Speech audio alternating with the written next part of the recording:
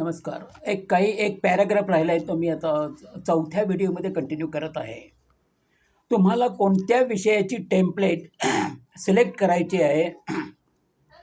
उदाहरणार्थ digital marketing असं लिहा किंवा तुमच्या जे काही बिझनेसचं सुटेबल जे आहे ती माहिती तिथं लिहा. नंतर तुम्हाला तिथं आल्यानंतर खूप काही तुमच्या टेम्पलेट्स दिसतील.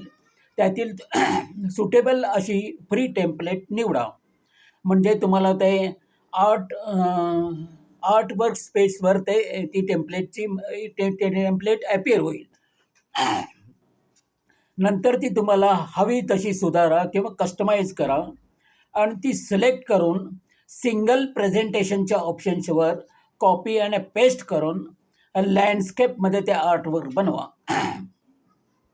आता स्क्वेअर आर्टवर्क आणि लँडस्केपमधील आर्टवर्क हे डाउनलोड करून ते अपलोड करा आणि सेव्ह करा.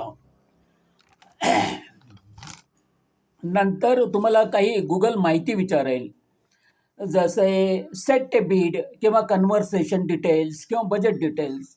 ते तुम्हाला योग्य जे काय वाटेल ती माहिती पुरवा. नंतर तुम्हाला पेमेंट प्रोफाईलमध्ये यायचं आहे आणि तिथं बिझनेस एस्टॅब्लिशमेंटचं नाव, GS रजिस्ट्रेशन नंबर किंवा त्याचे डिटेल्स, नंतर तुमच्या राज्याची किंवा स्टेटची माहिती जे काय असेल ती तुम्हाला तिथं पुरवायची आहे. नंतर तुम्हाला पेमेंट मेथड हे सिलेक्शन करायचे आहे. ह्या रीतीने गुगल ॲड क्रिएट करून ती रन करा. नंतर डिजिटल मार्केटिंगबद्दल महत्त्वाचे सांगायचे म्हणजे